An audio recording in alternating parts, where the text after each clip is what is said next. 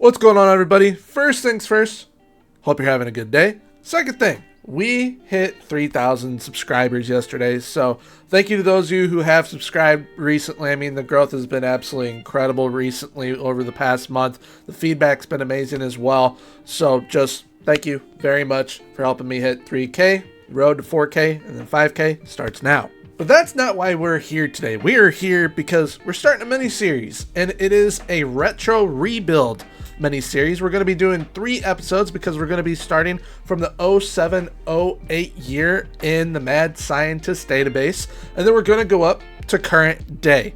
And currently how I have it split up, I have it as 5-5, and then we're going to finish it in that 3rd episode.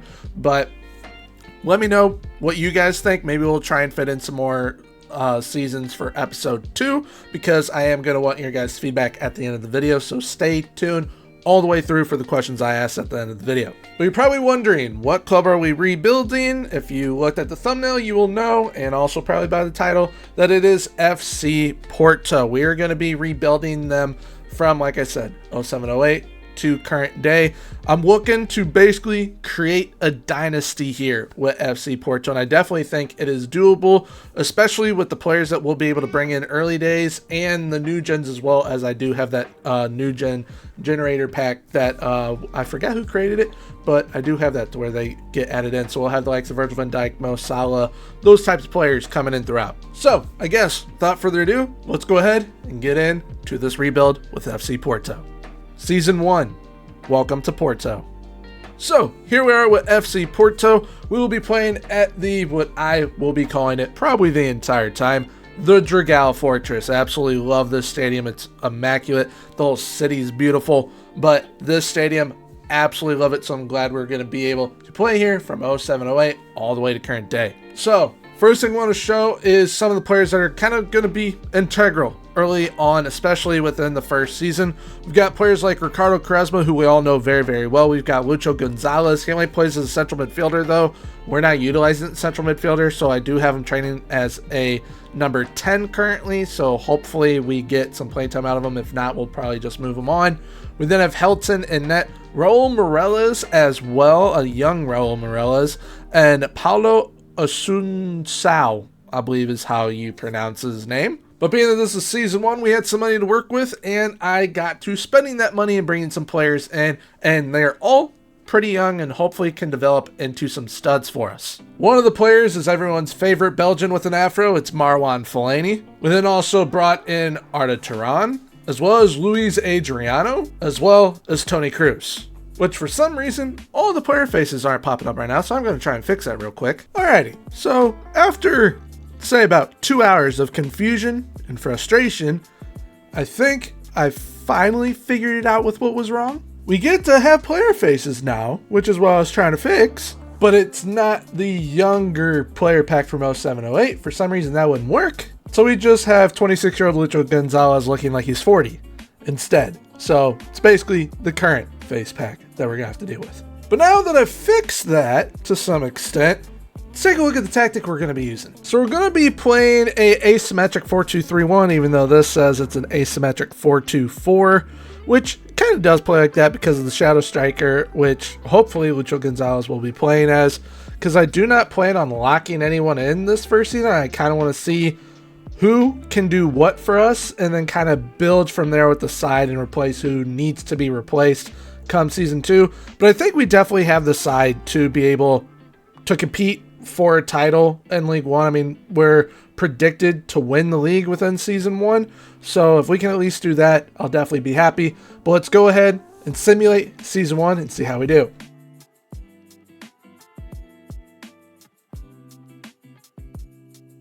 Alright, results are in, and we are league champions in season 1 by a point. We won the league on 91 points over Sporting. Benfica ended up finishing in 3rd on 87 points. And I know for a fact that these 3 teams are very, very good in 07-08. They're all very, very good right now in reality as well. But I know out of these 3, Porto, Benfica, that is going to be so close throughout this entire rebuild up to current day, especially with the Wonderkids that are going to be coming through at Benfica. So they will probably challenge us all the way up until the very end. But not only did we win the league, we ended up doing a treble. We ended up winning the Portugal Picard and the Portuguese League Cup. We got knocked down in the round of 16 of the Champions League by Bayern Munich, and we were runners-up in the Super Cup. Now, when we're looking at player performances, we did pretty well. One of the players that surprised me was Leandro Lima. This dude is an absolute beast. 24 goals, 19 assists. Helder Postija with 33 goals in 47 games. And then Ricardo Quaresma, I knew that he was going to do really, really well. He only played 35 games, but he had 23 goals and 24 assists in 35 games, which is absolutely insane, which he is currently wanted by Milan, Inter, and Real Madrid. So we will probably be losing him, unfortunately. But Arda Turan in his rookie season had 40 appearances total with 13 goals and 10 assists. So I'm very happy with that. We also got a decent output from Marwan Fellaini as well. So I want to take a look at really quickly our Picard final, which was against Benfica, the Portugal Picard. That is the FA Cup in Portugal. We took on Benfica, beat them 3-1, and we looked absolutely fantastic throughout it. The tactic looks like it's performing insane with this side, and if we can build a pretty decent side around it, especially with having Leandro Lima within it, I think that we are going to be golden within the league and hopefully win a Champions League. Because I will say, even though we did get knocked out in the round of 16 by Bayern Munich, that getting to the round of 16 in the first season, not really getting to have a major effect on anything yet, that is a good sign that we can definitely compete already within continental competitions. But now that we've gone over season 1, let's go ahead, hop on into season number 2. Season 2, Finding Diamonds. So you're probably wondering why season 2 is called Finding Diamonds. Well, all of the kind of first batch of Wonderkids have come through, and we got a boatload of them to come here to Porto, and I think once we're able to develop them, this side's going to be scary good. But first, we need to cover the outgoings. We all knew this one was coming. Mr. Ricardo Quaresma, we ended up losing for around £46 million to Chelsea. And we also ended up losing our top goal scorer in Helder Postija to AS Roma for around £7.5 million. However, now we get into the juicy bit. And it is some incredible signings that we ended up getting, and some of them for some pretty good prices, such as Mr. Javier Pastore for 150k. We then brought in Wonderkid Renato Augusto, Mr. Jorge Valdivia, a familiar name to quite a few people, especially Premier League fans, and Mr. Alexander Kolarov. We then went to Inter Milan and brought in Felipe Coutinho, which, as we can tell, that is not his actual face. It is a new gen face. So probably get used to those new gen faces for some of these players. Then we went to Lille and got Eden Hazard. And then I brought in an attacking midfielder that I was really hoping had the same potential that he has kind of grown to nowadays. Unfortunately, in 07-08, FM and Sports Interactive didn't really rate him too highly, but that didn't stop me from bringing in Kevin De Bruyne. We then went and got Mr. Felipe Luis, as well as Thiago Alcantara. Brought in a pacey winger in Ismail Bangura.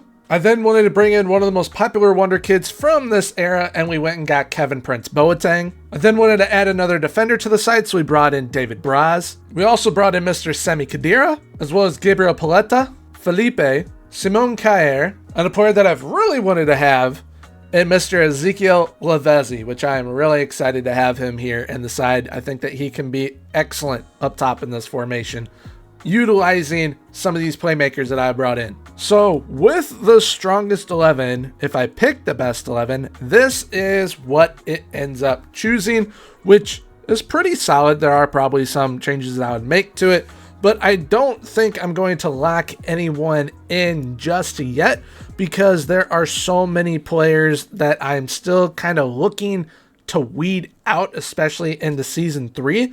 Although I do know for a fact that Mr. Leandro Lima and Lavezzi and Bangura, they're basically going to be playing every single game possible. So, I guess without further ado, let's go ahead, simulate Season 2, and see if we can win back-to-back titles.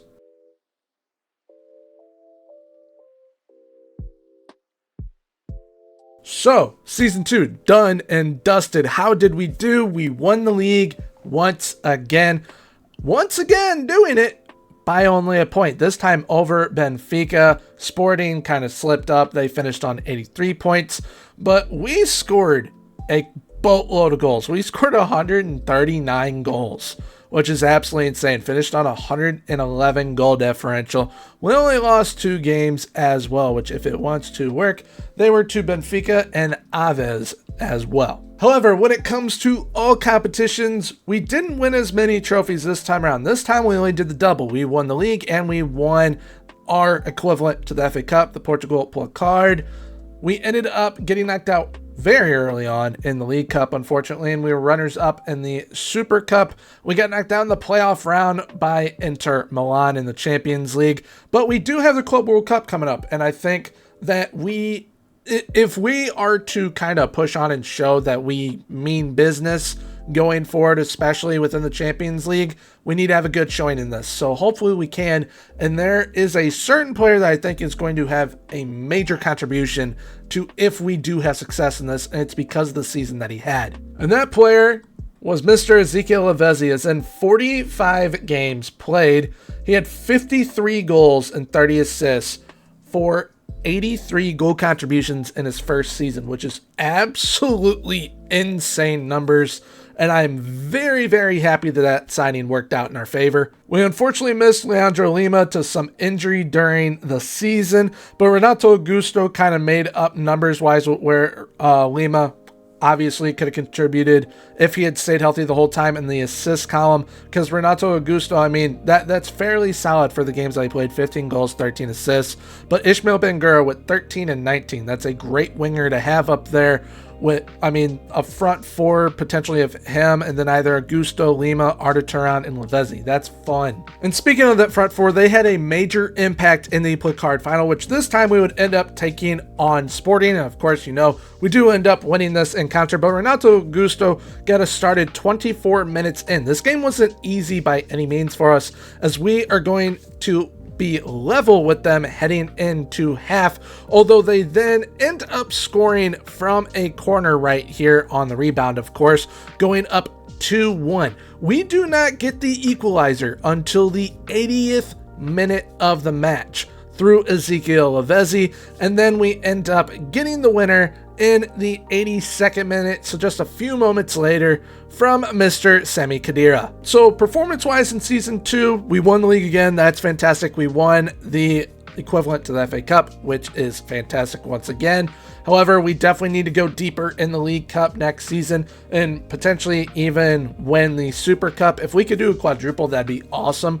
I'll definitely settle for a treble as well. But I think like at minimum every season, we either need to be doing a double or a treble domestically and then pushing for our Champions League title. So hopefully we can do better in the Champions League next season. So let's go ahead and go forward to Season 3 and see what signings we bring in. Season 3. A legend is born. So, Season 3, here we go. We're starting with the Club World Cup. How did we do at the Club World Cup? Our group was us, Liverpool, Zamalek, and Auckland City, which we ended up finishing in second. Our only loss in our group was to Liverpool. We ended up losing 2-1. That saw us through to the second round by finishing second in the group, and we ended up playing Internacional of Brazil. We beat them 4-1, which that result saw us through to the quarterfinal, where we would end up matching it up against Werder Bremen, where we would dispatch them 4-0, which saw us through to the semifinals, which I was ecstatic. I thought that we could go all the way to the final, potentially win this whole darn thing, because we were just flying at that moment. Unfortunately, we would end up losing 2-1 to Lazio, but we would still play the third place playoff match, which would be against Liverpool, as they lost 3-0 to Barcelona. And in that third place playoff, we ended up beating Liverpool by a score of 4-1, which shows, I mean, we ended up losing to them 2-1 in the group, and by the third place playoff match, we were able to beat them by a score of 4-1, which that shows a lot of growth in a very short amount of time. And in that final, Lazio actually ended up beating Barcelona. But now we're going to get into the transfers here in Season 3. And we're going to start with the outgoings. Who is leaving us? Then we sold Jorge to Atletico Madrid. Sami Khedira earned himself a move to Palermo. And then Mr. Basingwa, who I really wanted to keep around. I really liked him and what he did for the side. He ended up earning himself a move to Arsenal. And now this takes us to the ends, where the most that I paid for a player was £12.5 million. And we got some absolute bargains, especially especially on the Wonderkids here. The first player I brought in, though, was Carlinhos from Santos. He's going to be our new left back. He is absolutely fantastic. And then I brought in a Wonderkid left back who actually played for Porto in reality, Mr. Alexandro. Went and got us a Wonderkid goalkeeper as well, and Mr. David De Gea. And then we went and got one of the nicest Wonderkids in the world, and Heung-min Son. Also wanted to bring in the muscle hamster that is Mr. Xherdan Shaqiri, so we went and got him as well. But we have a massive signing in the Wonderkid world of things, and it is Mr. Virgil van Dijk from SC Groningen. We also brought in Socrates from AEK Athens, but he's not the only defender that we brought in from there, as we also brought in the man that helped Roma rise from their ruins, Mr. Kostas Manolas. But I wasn't done there because I wanted to bring the McGeady spin to FC Porto, so we went and got Mr. Aiden McGeady. Also brought in another Wonderkid and Mr. Alessandro Florenzi, and we brought in our new right back to replace Mr. Bosingwa and Mr. Eduardo Ratinho, who looks absolutely fantastic, especially in the playmaking department. Those 16 crossing, I think that's going to be integral to the way that he plays on this side. So now, after those moves, where does that put us? We have a boatload of Wonderkids now, so we're going to have to be loaning them out to get the experience. But there is a certain player that I'm going to plug in and basically play him every single game. He is the one player that I want to play every single game because I want him to develop in this area, and I think he will be absolutely ridiculous at it. I don't know what type of numbers he will put up, but I think he's going to be incredible. We're going to be playing Mr. Tony Cruz every single game as the deep line playmaker, so he'll be playing alongside Fellaini as well as Kevin Prince Boateng and some others as well. But this is the strongest 11 plus Tony Cruz in there. So hopefully we can do some damage. Hopefully we can do a three-peat within the league and maybe secure ourselves another double or treble. Just maybe. So hopefully we can do well. Let's go ahead, simulate season 3 and see how we do.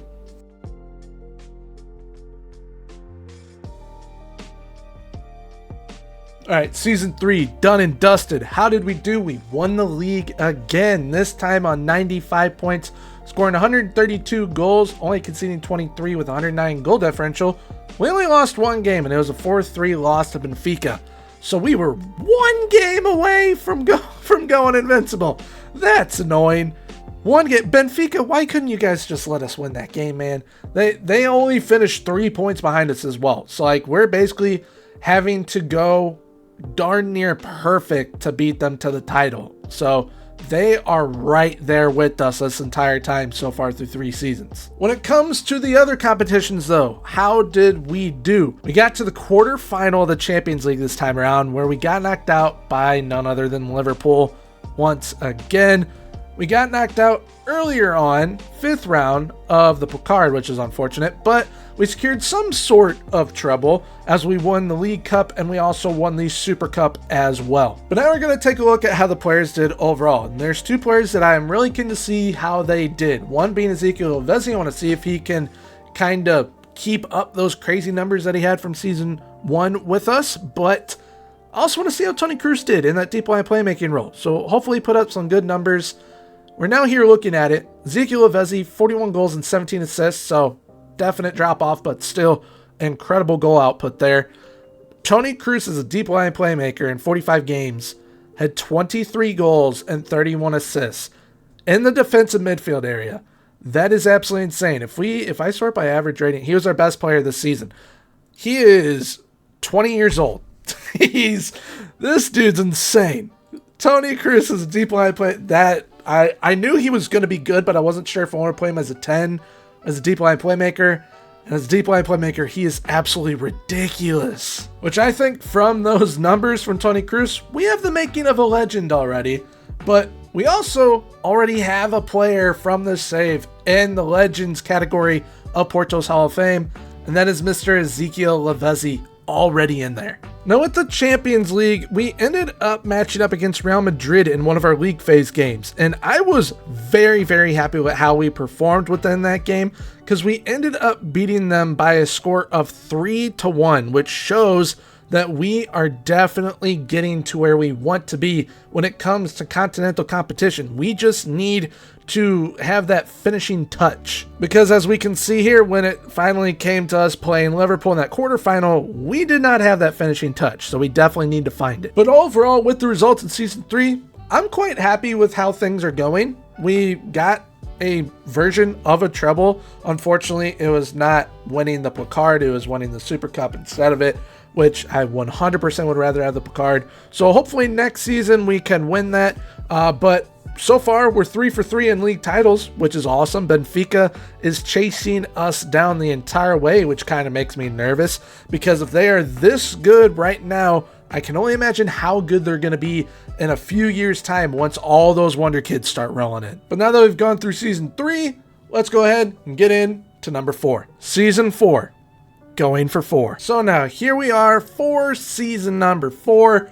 We did have kind of some major outgoings here. We're going to start off with Mr. Kevin Prince Boateng going to Man United for around 24 million, which we made a profit on him, so I'm happy with that. We also lost the muscle hamster already, that is Xherdan Shaqiri. He ended up going to Arsenal, which once again, making a profit on him. And then we also lost Mr. Felipe to Werder Bremen. So with that money coming in, we already had quite a healthy transfer budget to use, so I got to spending it. And who else would I spend it on than more Wonderkids? Mr. Paulo Dybala is now coming in, so hopefully we can develop him.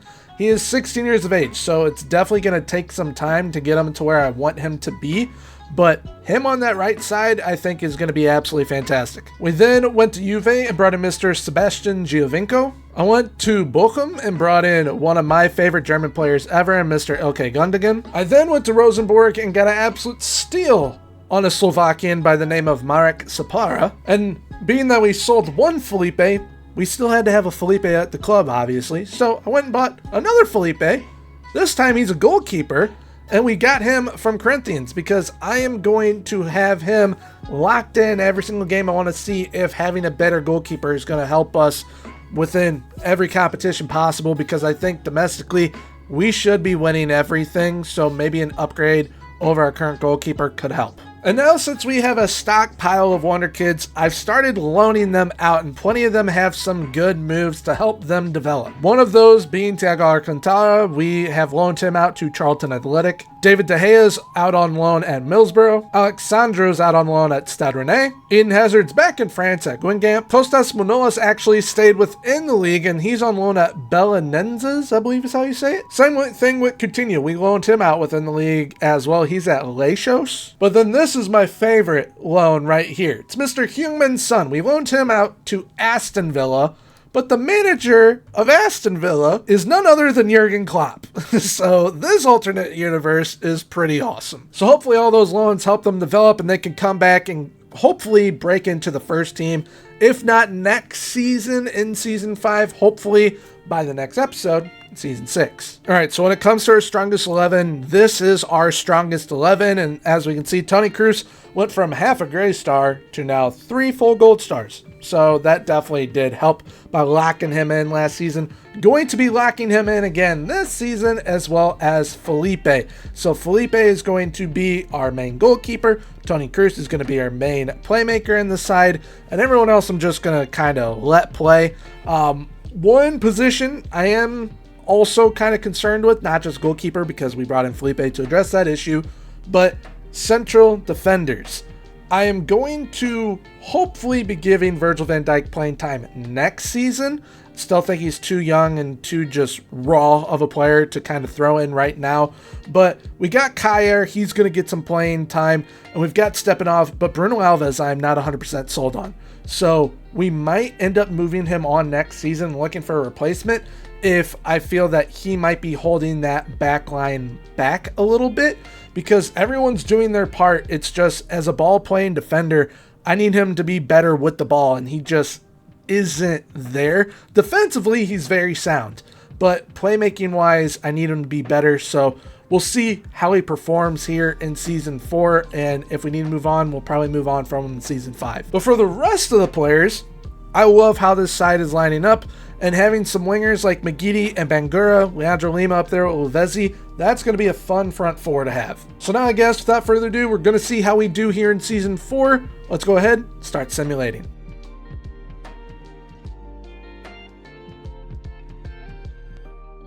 Alright, here we are at the end of the simulation in Season 4. How did we get on in the league? We ended up winning the league again, so 4 of 4. We went for 4, got it. We ended up winning 32 games, 1 draw, 1 loss. Once again, that 1 loss to frickin' Benfica. So hopefully we can eventually go invincible. We're very close to doing so. We finished on the most amount of points we ever have in 97 points with 102 goal differential. We didn't score as many goals this time around, but we did concede less, so Felipe might be playing a big part in that. And when it comes to the competitions overall, how did we do?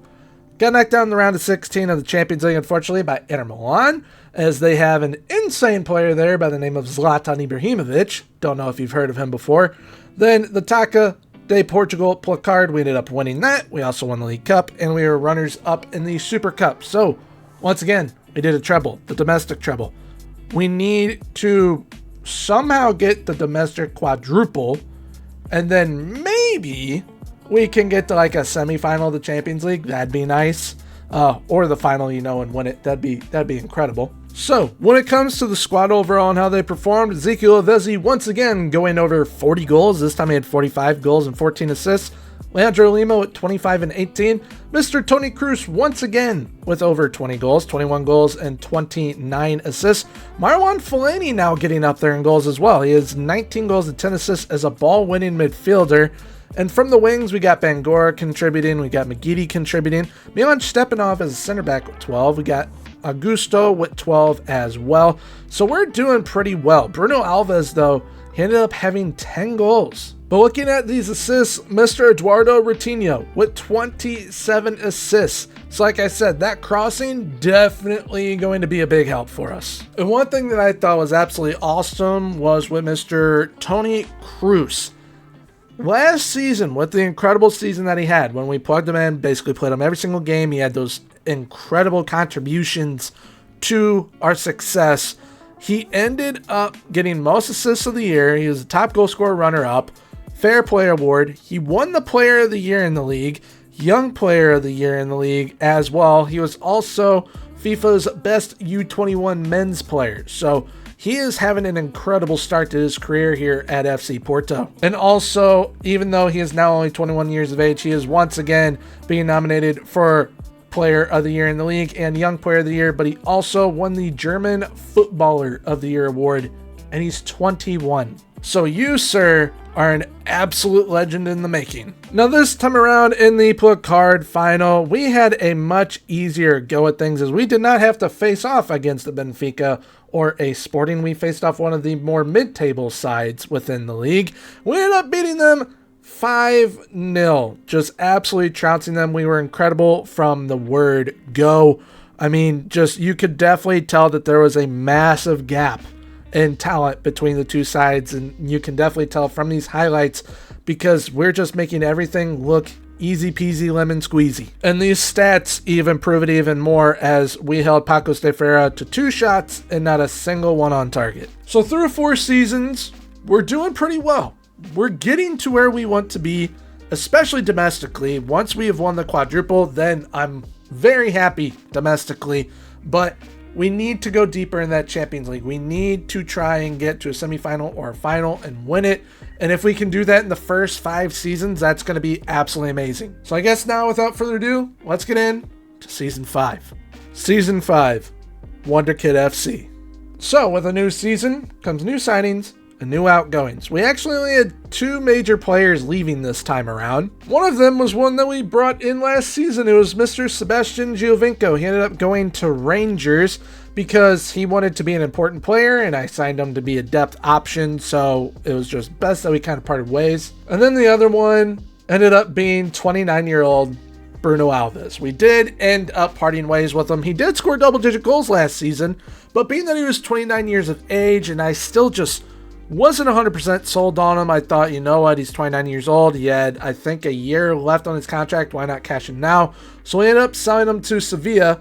But his replacement, I would say, is far, far better than he is. Most certainly. And that's because his replacement is Vincent Kompany. So Mr. Vinny Kompany is going to be back there with stepping off, and I think that those two together are going to be absolutely fantastic. We also brought in Wonderkid, Mr. Andrea Bellotti, as well as Portuguese Wonderkids, first time I get to say that, Portuguese Wonderkid, Mr. Ricardo Horta, as well as another Portuguese Wonderkid, and this time he goes to Porto instead of Sporting. It is Mr. Bruno Fernandes. We also brought in a Wonderkid by the name of Nicolo Vessi as well, and another Wonderkid that everybody knows, it's an English Wonderkid, Mr. Theo Walcott. I cannot wait to have his pace up front and on the wings. It's going to be amazing. And then the last signing for Season 5.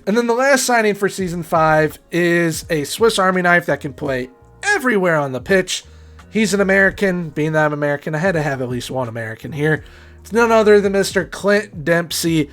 He is going to kind of be our do-it-all player. Wherever we need him to play, he will be playing because he can play every single position except for center back and left back, which is pretty awesome. When it comes to loaning out these Wonderkids, as we 100% have become Wonderkid FC, we have them just flowing out of everywhere. We have loaned out Mr. Bellotti, Vessi, Manolas, Florenzi, Thiago Hazard, and Human Son, Papadopoulos. Mr. Socrates isn't really a Wonderkid anymore, but last season he played at Real Madrid, so I loaned him out once again to play at Valencia. And then we're going to probably have him playing some meaningful games next season, because this is a season that we're going to try and get Virgil van Dijk some more game time because he is starting to develop a little bit better now. So when it comes to the best 11 within this side, this is what it says our best 11 is, and I could not agree more. We look absolutely fantastic as a team. Now, Theo Walcott, that's probably the weakest area of the team right now, even though I am sure by the end of the season he will grow drastically because his physicals are going to be absolutely broken for us.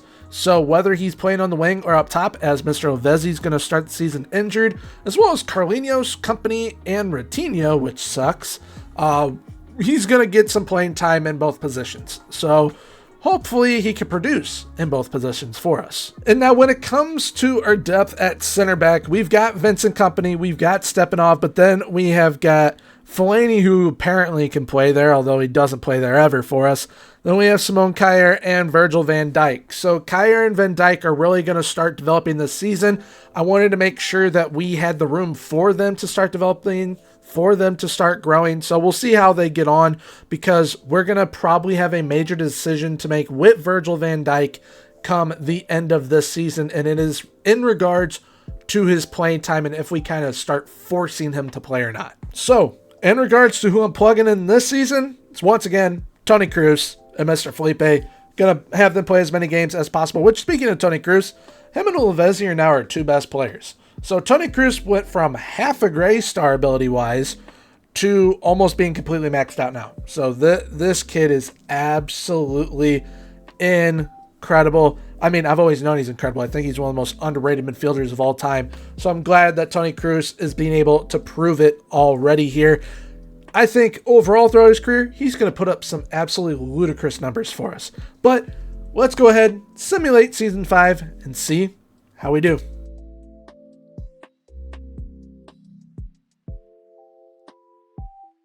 All right, here we are, Season 5. Can we get a treble or even a quadruple? First thing we're going to check is the league, obviously. How do we do in the league? We won the league again. 30 games won, 3 draws, 1 loss. Once again to frickin' Benfica, dude. They have kept us from going invincible twice. Why can't they just let us do it? Just let us do it, please. Please. We won it on 93 points, 132 goals scored, 28 against, 104 goal differential. That is, we can score at will. This tactic allows us to score at will, and we're not conceding a whole bunch of goals. I definitely would prefer to concede less than Benfica, though, because that'll probably lead to us having an invincible season. Now, when it comes to the other competitions, how did we do? Champions League, knocked out in the playoff round by Olympique de Marseille, aka Marseille in France, which is unfortunate. Shows that we still have a lot of growing to do in the Champions League, or just hopefully just be on better form in the Champions League. That, I think that's our biggest difficulty right now. But when it comes to domestic competitions, we ended up winning the Portugal card. We were runners-up in the League Cup, and we won the Super Cup. So we were, who knows how many goals away from a quadruple. We actually almost did the quadruple, which would have made me very happy with domestically. Let's actually see, what was the score?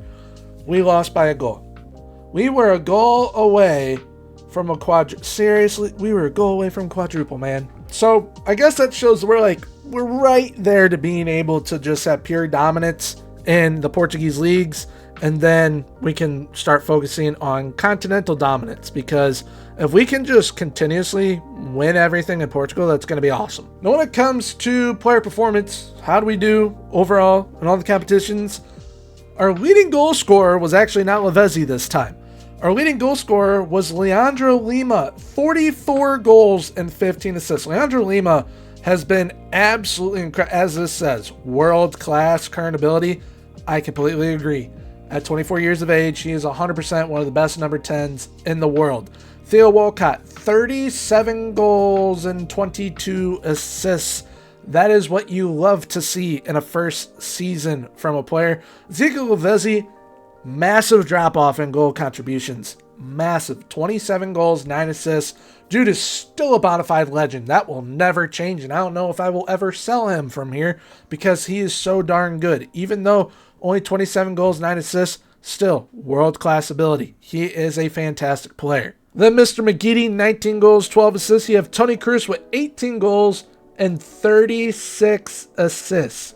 So I think player of the season wise, it's either going to be him, Walcott, or Leandro Lima. And Mr. Stepanov, once again, with double-digit goals. But speaking of those player of the years, Tony Cruz won back-to-back player of the years within the league, as well as back-to-back young player of the years in the league, and back-to-back most assists as well. So he's just a playmaking magician for us, which honestly, it's kind of what he is in reality too. All right, so the highlight match for this season is actually going to be one of our biggest wins of the season over Lyshows. We ended up beating them 9-1 within league play. And the reason why I'm showing this is kind of so that we have something in the background while I talk over a few things. So our team is doing absolutely fantastic development-wise. We are building an absolute juggernaut here at Porto. We definitely need to figure out how we're going to pursue the Virgil van Dijk situation, because I think that we could move Vincent Kompany to defensive midfield, play him over Fellaini, as Fellaini is now our weakest link in the starting 11, and play Virgil van Dijk back there with Stepanov to where we know how good Virgil's going to get. So why not play him, let him get that good, and then we're just going to have an incredible back four with two great defensive mids in Cruz and Vincent Kompany as well. So that is an option for us. We could also switch up the tactic as well. Let me know down in the comments what you guys would want to see tactically. If we should stick with what we're doing with this asymmetric 4-2-3-1, maybe switch up some of the roles defensively, try and make it to where we concede a little less, because I think that that could definitely help us get to where we want to be. So, like I was saying, comment down below in the comment section what you guys want to see with Virgil van Dijk. Do we start plugging him in and making sure that he is playing every single game, move Vincent Kompany up to that defensive midfield area, because he will probably end up playing over Fellaini, which Kompany can also play at right back, so we can still have Fellaini play there. But we could definitely start plugging in Cruz, Van Dijk, as well as Felipe, if that is something that we think can help this side get to where we want it to be with all the Wonderkids that we have here. Another player that we're probably going to have to think about plugging in and potentially moving on a winger, like maybe Mr. Augusto, is Human Son. Human Son is definitely ready to come in and play in this side, so that's another decision that'll have to be made down in the comments. I might even create a poll for you guys to vote on for Virgil van Dijk situation, the tactic situation, as well as Human Son. But definitely feel free, comment down below what you guys, in your position, if you were at the helm of the side, what you personally would do with those three. But if you have enjoyed the first part of this mini-series with rebuilding FC Porto from 07-08 to current day, definitely feel free. Leave a like, comment, and subscribe. Subscribing is 100% free, so when I hit the sub button right now on screen, I will be popping up my most recent tactic video for you guys, as well as my most recent video in general for you guys as well. So if you guys want to keep on binge watching, feel free to do so. But until next time, everyone, have a good one. Bye-bye.